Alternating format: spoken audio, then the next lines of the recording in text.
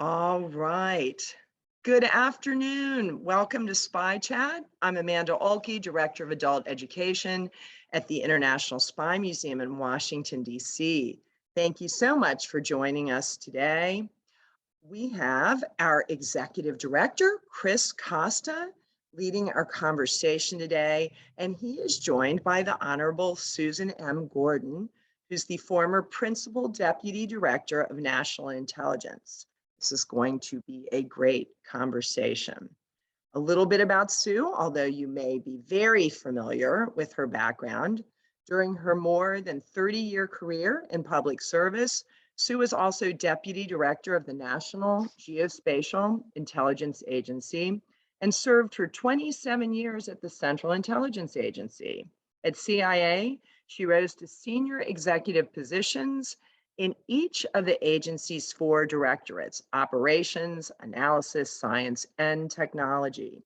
She is a recipient of the CIA's Distinguished Intelligence Medal and the Presidential Rank Award at the distinguished level.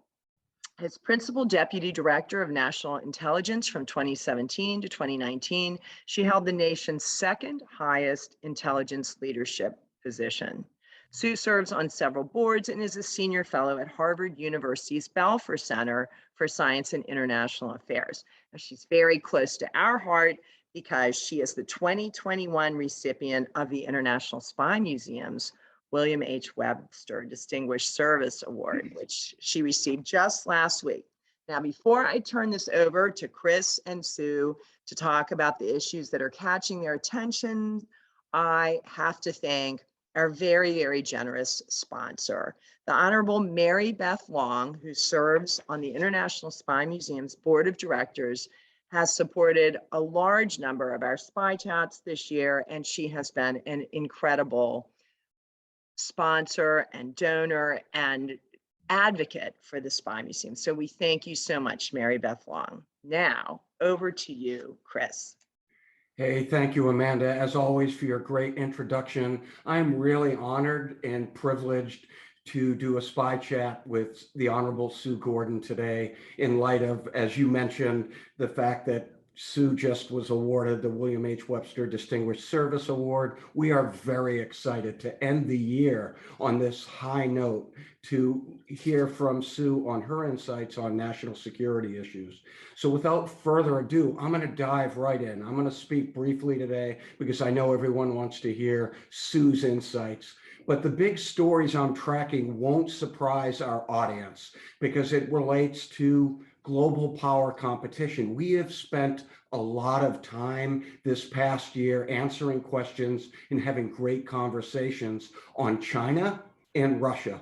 No different from past spy chats. It just so happens those are the big stories that I'm tracking. First, let's talk about China for a second.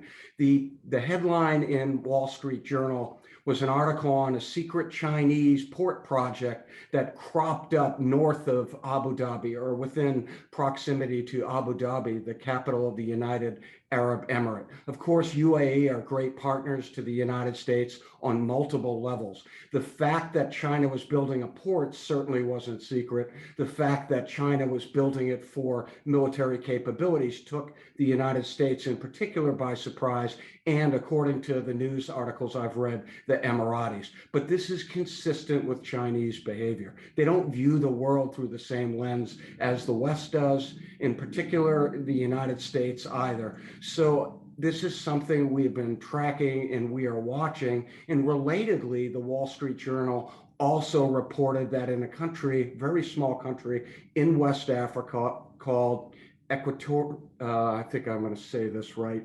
Equatorial Guinea.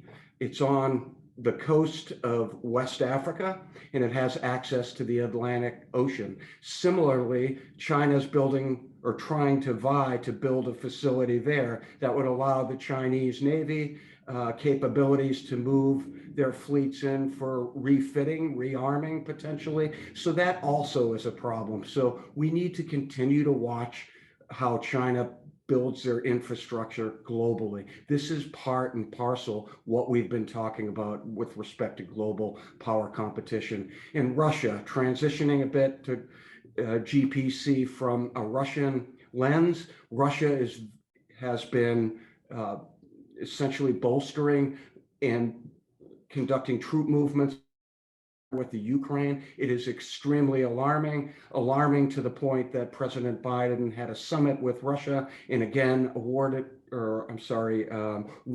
Putin that we could leverage sanctions, and certainly military is off the table for now, but I think this is very concerning. We know that Russia annexed the Crimea. It's a very, very important center of gravity, if you will, for Russia right now to focus its efforts on countering what they think is Western influence on Ukraine, which of course is a sovereign nation, but at the same time, Putin seems to be very much concerned that it's within the Western orbit, and that concerns him. And their relationship, Ukraine, with NATO, although they're not a full ally, they certainly are a partner. So we'll set that aside for a moment, transition to a counterintelligence story. We've talked a lot about this past year, so it's a bit of a review for our audience. The idea that biometrics, smartphones, artificial intelligence pose new obstacles to U.S. human intelligence operations overseas. This is a constant theme with those kinds of technologies, that Western intelligence services are going to be challenged to operate because of technologies that can counter our efforts. In other words, foreign intelligence services can track Western intelligence officers overseas. That continues to be a problem. I think the director of CIA, Burns, has testified the fact that the CIA has challenges, but they also are prepared to deal with those challenges going forward. So we'll set that article aside and maybe have some questions and answers on that. Shifting gears a little bit, I'd like to talk about counterterrorism. The Taliban are being tested right now in Nangarhar province. That's a province not too far outside of Kabul. Jalalabad is located in the province, and it seems that Taliban forces have shifted to the location to go after ISIS Khorasan group. So their counterterrorism strategy there, meaning Taliban counterterrorism strategy, is going to be tested. Now, some of this is public relations. Some of it is fascinating to watch, and we'll see where the Taliban ends with respect to operating in a very, very tough region. Nangarhar is very different from operating in the south, in Kandahar, where the Taliban is far more comfortable. So that's a story I will be watching, and we'll talk about in January with our next Spy Chat guest. And lastly, I like to talk about hostages and wrongful detainees. An interesting piece that I saw published this week in Axios said that the National Security Advisor Jake Sullivan met with hostage families virtually and had a call and talked to them and listened to their concerns. I think that is well advised. I think that is a good outcome, perhaps not an outcome, but certainly a step forward to ensure that the National Security Advisor hears directly from hostage families.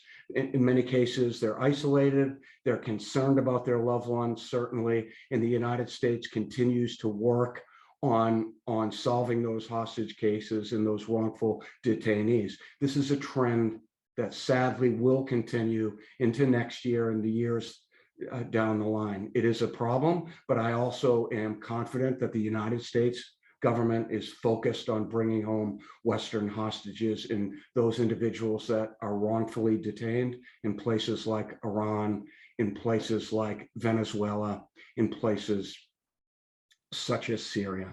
So the last point, and then I'll turn it over to Sue, because I know we all want to hear from her.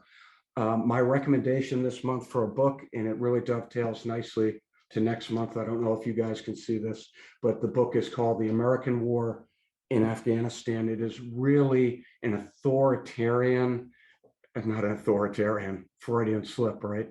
It is an authoritative documentation of the US wars in Afghanistan, and I think it is a powerful narrative, and I highly recommend it. In light of 20 years in Afghanistan and what just happened with the withdrawal, I think this gives us some context. So I highly recommend the book. It's by Carter Melkasian. So I will turn it over to Sue with two quick questions, and they're broad questions. Sue, what national security issues are you tracking right now? And what are going to be the headlines in 2020? I realize you're not a fortune teller, but what are you concerned about going forward in the new year? And again, thank you very much, Sue. It's great to have you. Well, Chris, it's great to be here. Great to be here with SPY. Honored beyond measure to have just been the latest recipient of the Webster Award. You know, if you're in my profession, to have my name associated with not only his, but the previous recipients is just an unimaginable honor. And to our sponsor, Mary Beth Long, the only thing Amanda didn't mention about her is she's just a steely-eyed professional too, with a set of accomplishments that we can all be proud of. So first, you know, I loved your set of articles that you mentioned. I think each one of them represents a national security issue that I pay a great deal of attention to.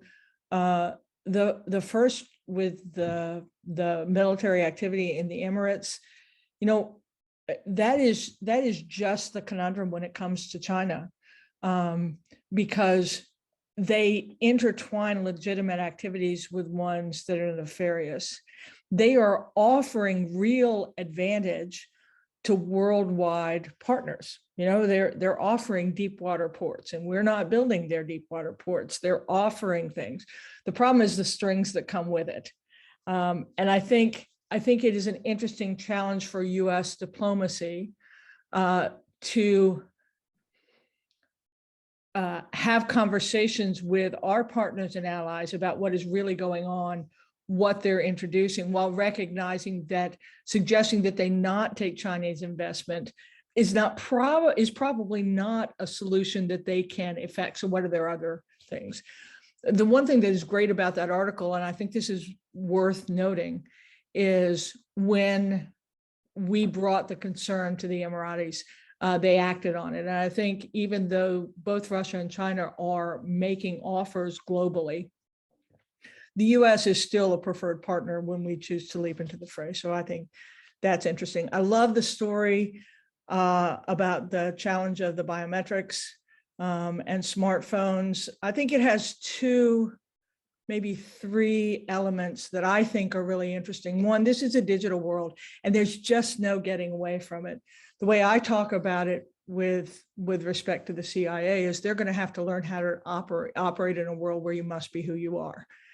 And that's going to mean not just lacing up their shoelaces tighter, but actually reimagining blended operations to be able to get at what human provides, knowledge of intention, which is kind of the coin of the realm, but doing so in a world that is technically connected. And I think as we understand the digital environment more, when Director Burns says they'll sort it out, what he means is we will figure out how to understand the life and breath and pattern of a digital world, and then be able to use it both offensively and defensively differently. So I think that's a really not only tactically true statement about how difficult it is to operate clandestinely overseas, but a pretty good roadmap for the kinds of innovation that you're going to have to see in the national security sector. The piece about Ukraine and Russia, the reason why it catches my attention is, one, if you look at the last 5 years particularly, you're going to see an increasingly brazen Russia. So Russia and China are both great powers, both tremendous capability. China, it feels to me, because it has an intention of being globally relevant and connected economically, it feels that there are more opportunities to interact with it and negotiate with it. Russia is just so on its own, and its activity so brazen that I think they're worrisome. Certainly the massing at the border physical troops in Ukraine is worrisome, especially when you put it on top of what they've done in terms of cyber attacks on the same country. I think what you're seeing in President Biden's outreach to them, I don't think it means that the US would never militarily engage, but you are seeing kind of an integrated approach to deterrence, where it's part diplomacy, part economic sanctions, and then if it needs be, I suspect military options would be there. So to me, what you're seeing with that is, one, just a brazen Russia, but from a US national security perspective is, how are we going to enter this modern era where we don't have massive military presence overseas and we want to have more integrated deterrent capability across the board. So I think that's an interesting one as well. I think the whole issue of, so to get back to your question in terms of what's top of mind for me, I think those activities by our adversaries and competitors that would undermine trust and democracy, I think are really concerning. And whether that is sowing divisions within the US and our citizens, or whether that is cyber attacks that make us not be able to trust our systems, I think is really concerning. Obviously, President Biden is at the talks on democracy right now that are being derided by both Russia and China. But I think this is a really interesting time, an important time for the free and open societies to rebuild the alliances and partnerships that have stood us so well in the past.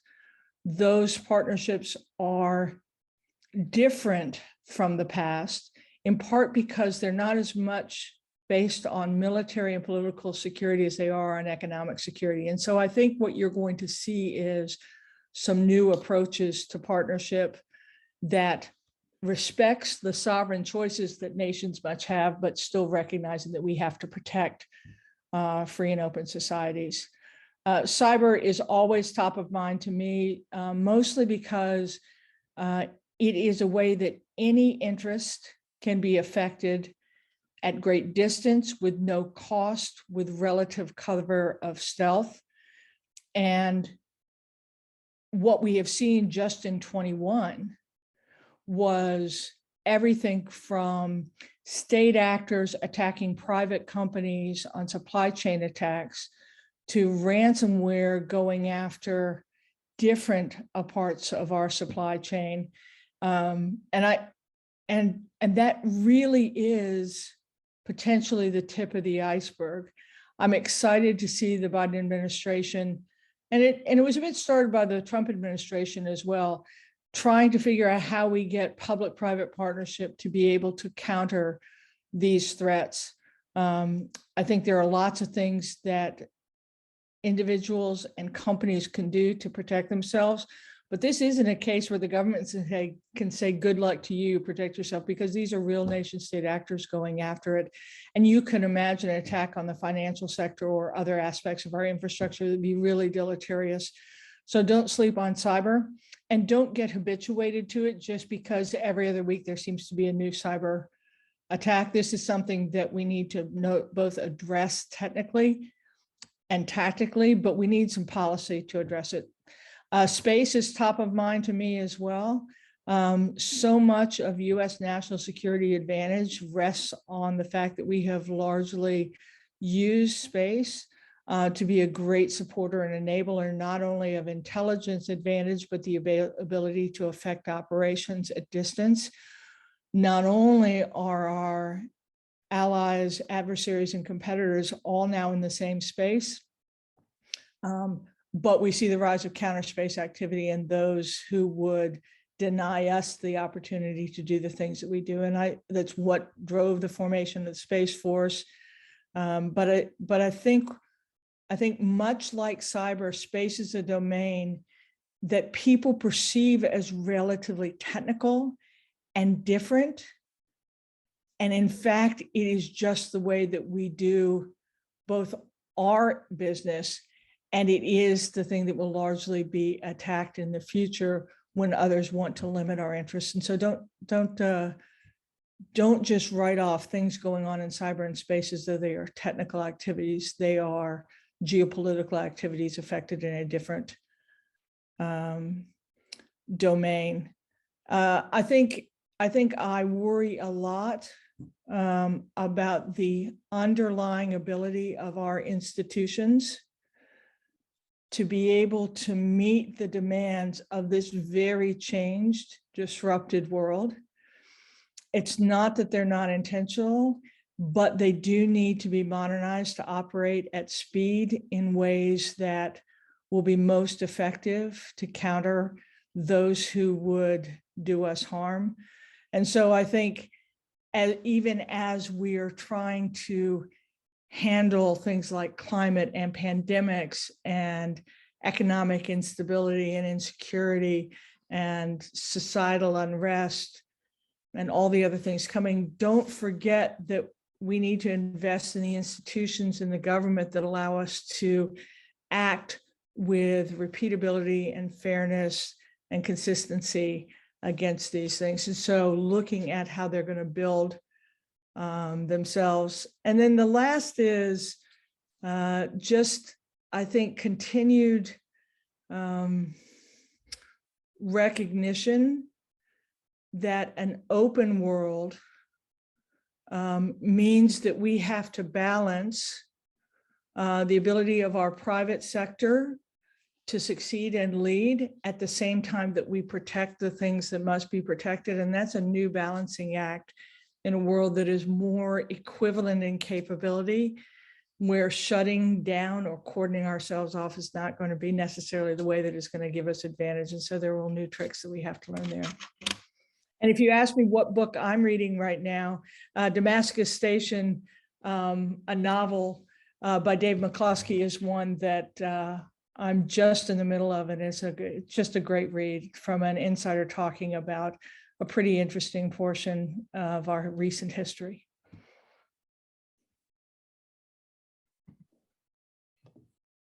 Hello. Chris, do you have any comments before I start firing questions at you both? No, just thanks, Sue, and I'm going to get Damascus Station. I think we want to dive right in and answer questions from our guests.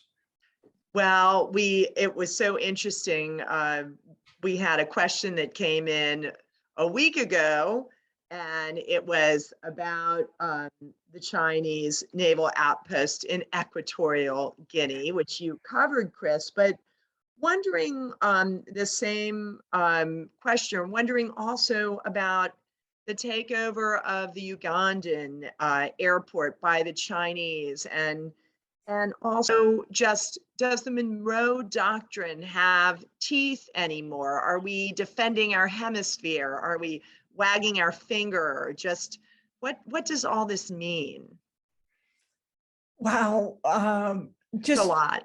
It is a lot. So I think I tried to say it. Number one is China believes in its system and has as its intention to advance that system and their structure globally.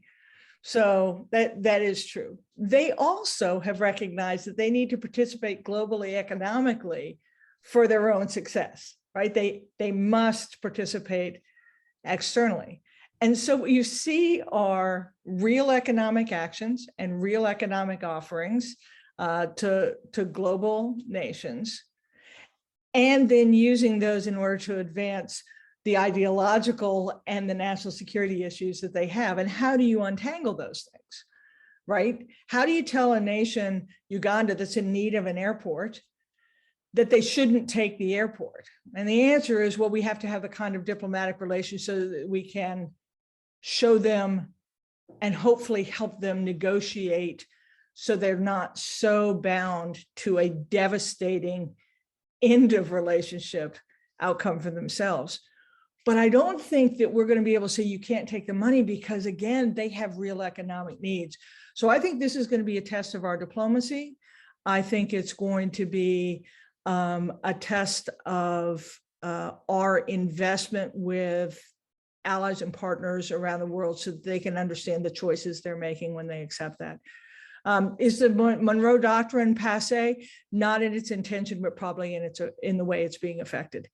And I think, again, I don't know that we anticipated a world that was going to be as situational as an economically connected world is. That tended to be much more ideological, much more political, military. And I think economic considerations are much more situational, and we have to respond to them. And I want to just add on Equatorial Guinea. It's a fascinating story, and it's a question of what leverage the United States has. It's an open question whether we do have leverage with that particular country, because the United States, my understanding is the United States diplomatically has put some pressure on that nation, that tiny nation, for some of its activities. So we're going to watch this play out, but this is just one story that continues to be told across the globe as China builds their port facilities that do have a dual use. We have to be pragmatic and realistically understand and appreciate that if China is going to build a deep water port, it's going to have the capability to rearm or refit, a vessel of war potentially. So it is a concern, and it's going to have to be solved diplomatically. Does it matter at all that China's birth rate, I believe, has fallen? Are we ever going to see an impact from that? Absolutely. Now, whether in our lifetimes we're going to feel it, I don't know, but it is a real problem. Actually, globally, birth rates are a problem. It tends to steal your future, where you're getting, where's your income, where's your GDP generation. There are a lot of things with respect to China, if you look technically at it, that they have challenges economically that they're going to have to address, that drive them to have to participate externally a little bit more. I'm always a little hesitant to sound alarm bells about people's economy. Strategically, they tend to have bigger impact domestically than you end up feeling geopolitically. All right. Hydrosonic capabilities. Are there opportunities and uses for this beyond weapon delivery or development? I'm going to have to defer to Sue on this one. So the answer is always yes. If any of those, anything involving the oceans, there is so much unknown, unexplored, unaffected. It's an environment that we use for communications, and everyone uses things. So you can imagine many uses. Those will be subordinate to the investment that is made in hydrosonics for military purposes. It's a lot like when you decided to go to the moon, you got Tang and Velcro. You didn't build Tang and Velcro and get to the moon, right? So what is motivating it certainly is a weapon perspective. Are there uses? Will they tend to be commercial as we more and more exploit the oceans? Yes. Changing direction. A guest wants to know, how much did our hasty withdrawal from Afghanistan hurt our geopolitical credibility?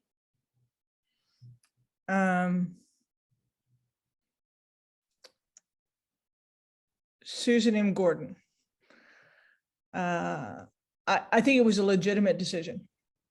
Right. And by that I mean we'd been there for a long time. I don't think there was any assessment that said that there was an easy win anywhere in the offing. The best you could do is hold. How we left feels like it did not bring us credit for a couple of reasons.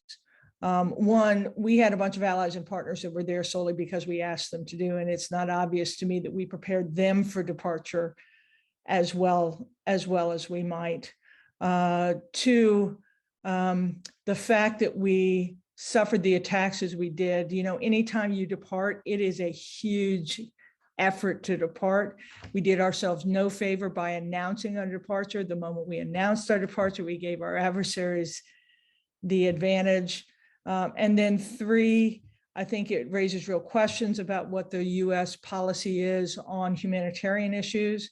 We say important things about that. I think we have been a beacon on humanitarian issues. On the other hand, you can look at the past couple of years with Syria, with Afghanistan, with the Uyghurs, with Rohingyas. You can say, where is our real effort in humanitarian?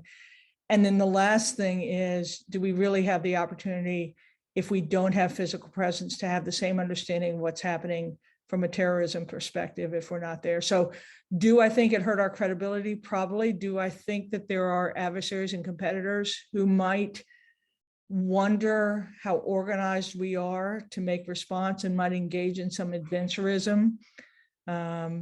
You wonder if what's going on in Ukraine is a little bit of the press against how organized we are. But I think we can recover with sure action, but it wasn't, from my perspective, our finest moment in terms of representing ourselves to be as organized and as clear a global partner as we might have been. Yeah, if I could just add on to what Sue just said, I agree with everything she just laid out, and we've discussed that at past spy chats to include with General Petraeus. I'm looking forward now, and I am much more concerned in the near term, obviously, the counterterrorism threat and also a humanitarian crisis. Now, we're going to talk more about that next month, where we'll actually hear from somebody that's linked to the resistance movement on the ground in the Panjshir Valley and has some insights that we would otherwise not have. But I am worried about, what's the West's perspective on providing humanitarian assistance in the midst of a crisis this winter, right, Sue? And when I did talk to one of our Afghan former partners and a friend, he said maybe the precedent was how the United States and many other countries responded during Provide Comfort post-Gulf War, when we supported humanitarian efforts with the Kurds. So again, we, in the aftermath of a conflict, the United States and a massive coalition saved thousands, tens of thousands of Kurdish lives. But I worry now, where are we in a humanitarian crisis in Afghanistan? I don't know how you feel about that, Sue. No, I agree. And your point about the Taliban's attacking ISIS-K,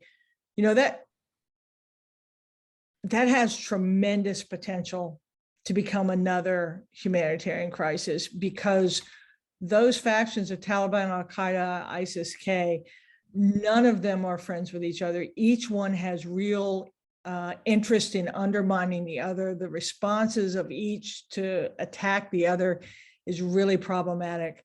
I, like you, believe that we as a nation, and when I say we as a nation, both our apparatus, our governmental apparatus, but man, our NGOs and our humanitarian organizations are remarkable in responding. But there has to be leadership and there has to be moment. And this one, I think, is just still a little bit up in the air. And can I go back to the previous question that you asked me, Amanda? You asked me one about, I heard hypersonics, so I'm talking about what's going on in the sea. If you are also talking about hypersonics, is there use for hypersonics, like the weapons and the Russian missiles and the Chinese missiles? Absolutely, there are commercial uses for that. You can think about revolutionizing logistics and travel and doing a number of things. Do I think it's the military needs that will be the great funder of it? Probably so, but will there be purposes and benefits that are found civilly as well? For sure. But again, you're trying for this great, wonderful flywheel where you have something where it is so important from a national perspective that you get the investment in dollars, and then you, after that, use the great innovative engine of our private sector to come up with other uses. From our adversaries' perspective, they're interested in them for military purposes and military advantage because their reach and their disadvantage is greater. Okay, so one of our guests wants to know feels like when we say we are watching what China is doing or Russia is doing, but what are we doing besides watching, especially in the realm of hacking? How can we protect from systems shutdowns?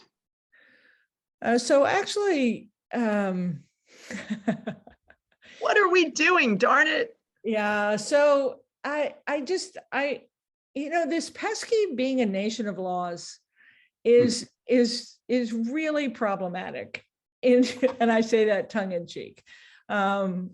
We really are a nation of laws. And so the limitations on what we would do to others are different from what they might do to us. One of the greatest examples is intellectual property theft, right? Nation states going into our private companies, stealing our intellectual property. That just wouldn't be something that our government apparatus would do. It is not within our policy or in our statute to do those things. So there are plenty of things that we just don't do. I do think that there are a lot of things going on, I think too slow and too late to really work on protecting our physical infrastructure and our digital infrastructure from attack. I'm really heartened by some of the executive orders coming out and the legislation consideration and the work between the private sector and the government, because this is not something the government can do alone. I think those are really good activities that need to accelerate and not just have a policy, but some implementation on how we protect ourselves. But I also know that there is good work going on within the national security apparatus to be able to make sure that we aren't just waiting for attack or rebuffing an attack, but to position ourselves to have both first strike capability and to meet things before they actually land on our soil. But I will just say that it is one of the great truths that because we don't typically have the same adventurism with respect to our adversaries and competitors, sometimes it seems like we're at a disadvantage. Strategically, we won't be. Tactically, sometimes we are, but we will rally to be able to do it. This is not a military thing. This is a diplomatic and economic policy issue as much as it is other things.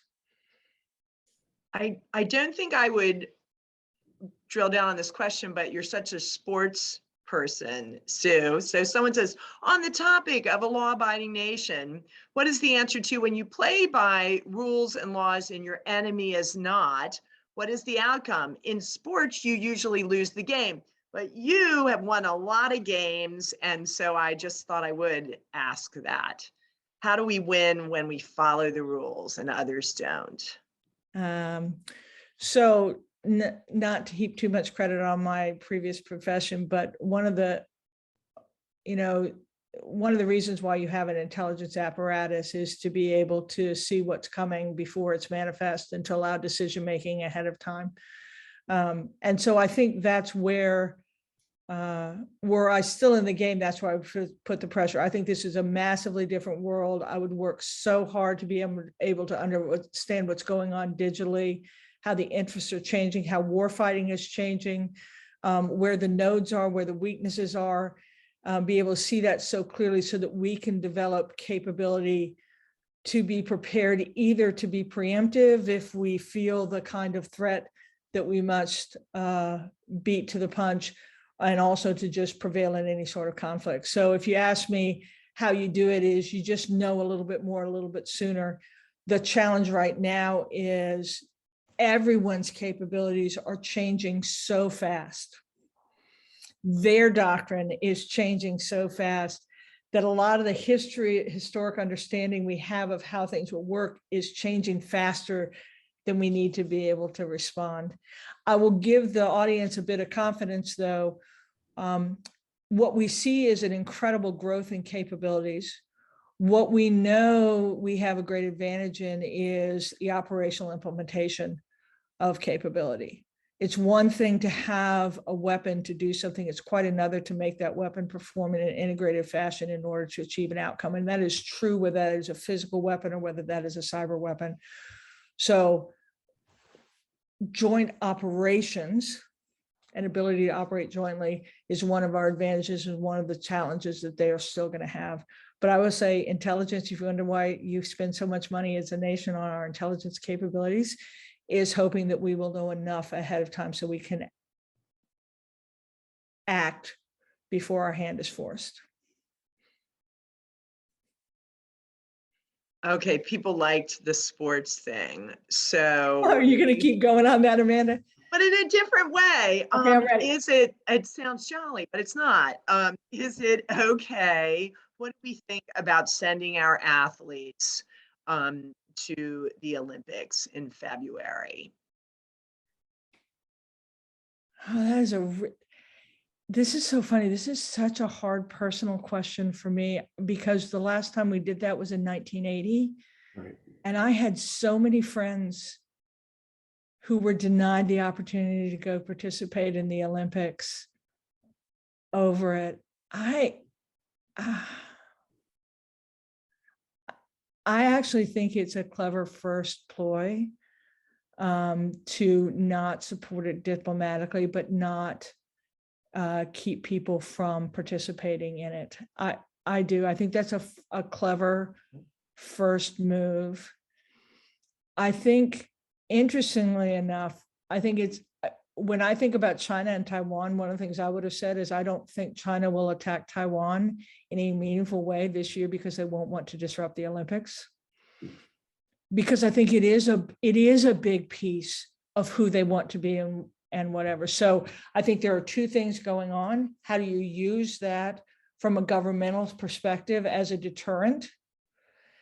And then how do you keep it from making our citizens have to participate in political decision-making about going forward? So I actually think the first volley back of the Biden administration was not a bad one.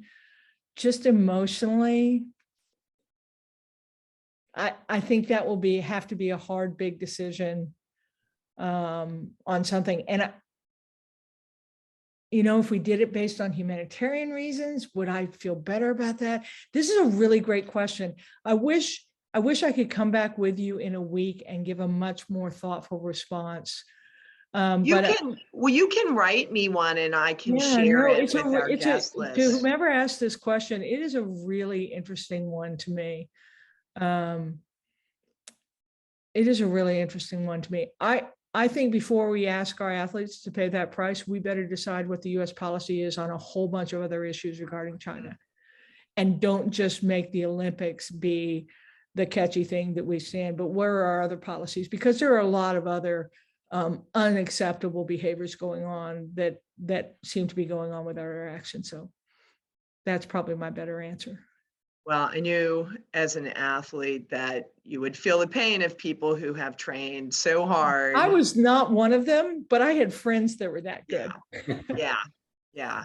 All right. Well, you touched on China and Taiwan in that answer, and I thought that was very insightful, but that they won't do it because they don't want to disrupt the Olympics. But do you think eventually that China will militarily take over Taiwan? One of our guests wonders.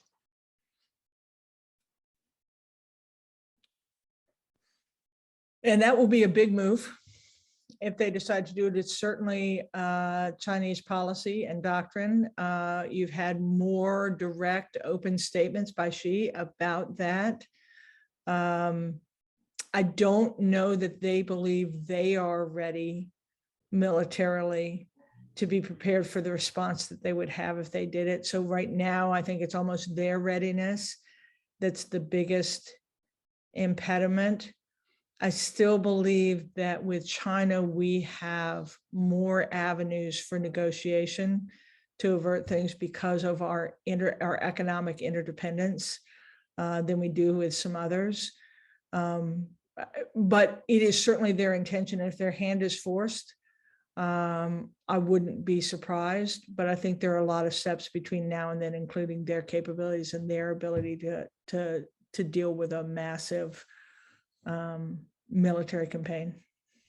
If I could jump in there, and I'm not an expert necessarily on the Taiwan Straits, but having gone to the Naval War College, we spent a lot of time thinking about China, right? And the Taiwan Straits, in particular, the U.S. Navy. I think that the situation will be more militarized over time, but a full-scale invasion, I think, personally, is unlikely in the near term. But seizures, more man-made artificial islands, just constantly testing, right?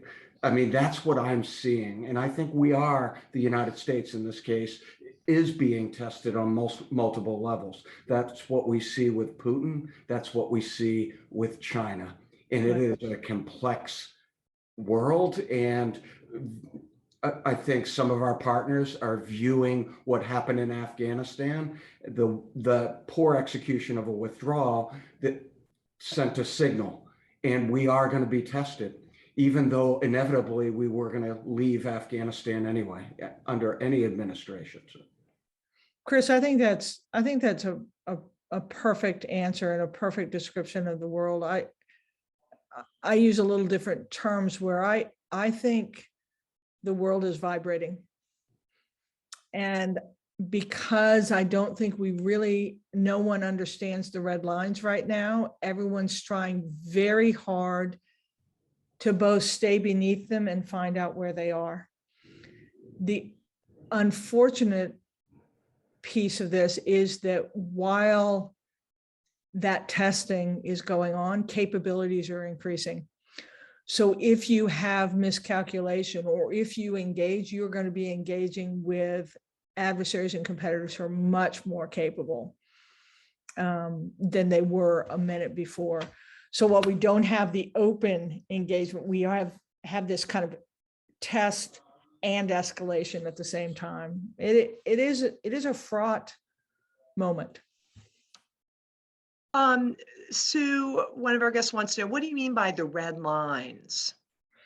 Yeah, what are the norms of behaviors that would cause response? So cyber is just so in the forefront right now. The idea that a nation state attacked a company, and yes, the effect was a supply chain that allowed the Russians to get into U.S. government institutions and do what was effectively espionage, not damage. Fair enough, but they still did attack a company. I think if that had been a physical attack, do you think we would have had any trouble knowing where he is? So where is that line in terms of activities that are unacceptable? What would draw us back into Afghanistan? What's the type of terror attack that would demand military response? You saw it in Syria, even, use of chemical weapons. And where is that line? So I think we just don't know what the act is that would cause some version of a declaration of war or other response. And I think if we don't know where the red line is, we don't know how to deter, because deterrence isn't what you say, deterrence is what you do.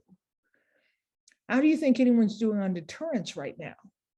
And I think it's, again, because we're not even sure. And you can look at what cyber policy, space policy, and again, this is not a hypercritical statement as though someone is sleeping at the switch. I'm saying these are really complex issues, and they're new age issues. But without a policy of what you're going to do, what is that thing that is going to be too far? And have you presaged it? Have you prepared yourself? Do you have a coalition? Do you have an agreement on what those lines are? And I think it's just a really interesting moment where we have to decide, who do we trust? What issues do we have to have rules, and what are the lines?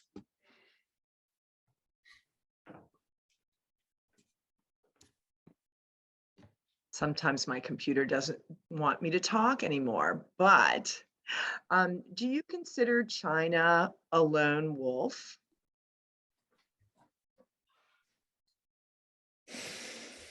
That's a great question too. Wow, I love smart audiences.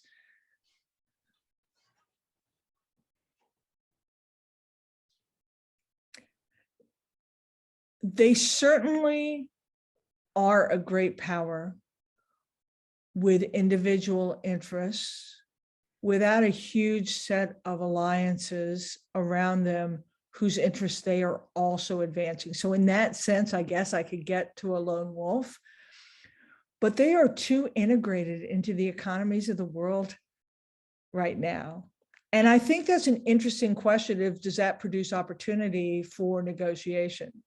You know, one of my favorite issues to look at is China's decision to win 5G.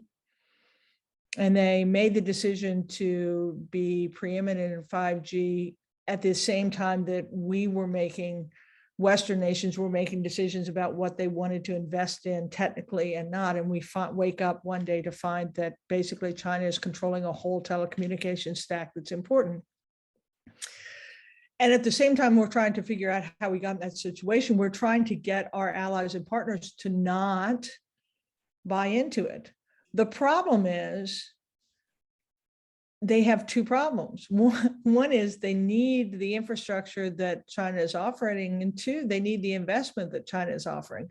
So just coming along with us and say, yeah, you know what, we're going to hold China at arm's length on this, just turned out not to be an easy option for them. And you needed to look no further than how hard it was for the UK, our oldest partner, to come to the decision that they would go along with the US and not put Huawei in governmental systems. And that was a hard decision for them to come to, because they were also dependent on Chinese investment. So lone wolf in terms of whose interests they're advancing, absolutely. Lone wolf in terms of the amount of interconnectedness that they have with others, not at all. Did you want to add, Chris? I never want to cut you off. No, go ahead, Amanda. That was a great answer. I was going to follow on that analogy, but I think Sue did a great job. So let's take another question if we have more. We do. I'm going to jump over. Gosh, we got two really good ones. Well, I'll try and answer shorter, Amanda. No, I know. Well, these are, people are so interested in China in Africa, the Chinese role in Africa. And we don't seem, it's their perception that the US does not have any appetite for being as involved in Africa. And what are your thoughts on that? And then we will get off of China and we will ask something not about China. If I'm just looking at, I would never denigrate the real Africanness to say that I'm one of any particular ability or knowledge. But I will say all I have to do is look at the fact that by 2040, Africa is going to have a quarter of the world's population, and just the youth that they're going to have, man, that's a place for investment to me. And so what you have right now is you have China investing not only in the natural resources, but you're investing in the continent, and what comes with the continent are the humans there. So I think it is, if I were,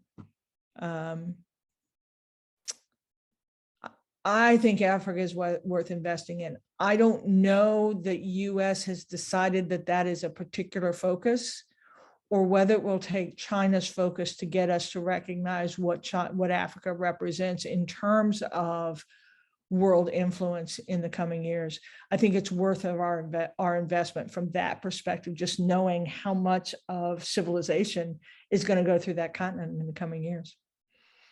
Can I just jump in there? I've been reading randomly about Portugal in Africa during the Cold War and revolutionary movements in South Africa and the country of South Africa. And it's fascinating when you see how much influence China had in the 60s and the 70s in Africa, along with Russia. It was an ideological battleground. So I think, to Sue's points, I think Africa is going to continue to be more prominent in the future, and we're going to have to figure out non-kinetic ways of countering some of the malign influence that plays out. We cannot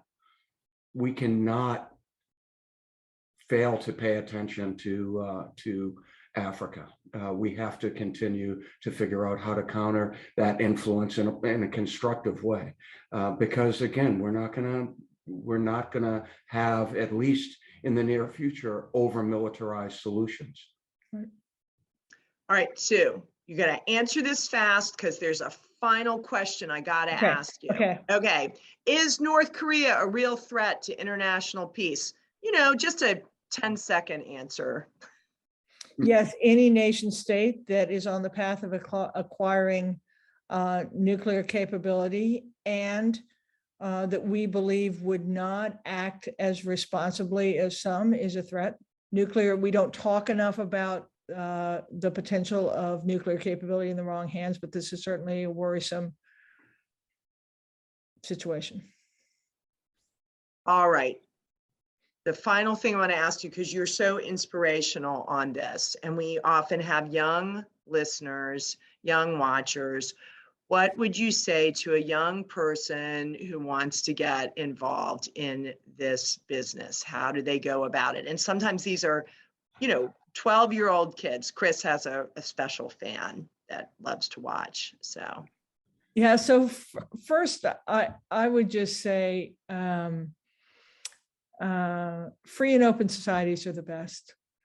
They're ones that value individual contribution, private and civil liberties, and because of that, their future is boundless. And the U.S. is a great representative of that. So preserving that, especially at a moment where there are real threats to our belief in our system, is a really good thing to be involved with. The way you should get there is get interested, read, listen a lot. Don't listen to anyone who tells you what to believe. Do enough research to listen to interesting issues and then find out what you think. And when it comes time, whether you decide to pursue a future in the government or whether you recognize that all of us are part of the national security apparatus, be interested, be engaged, understand the issues, and participate, and we'll be all right. Anything kids should study?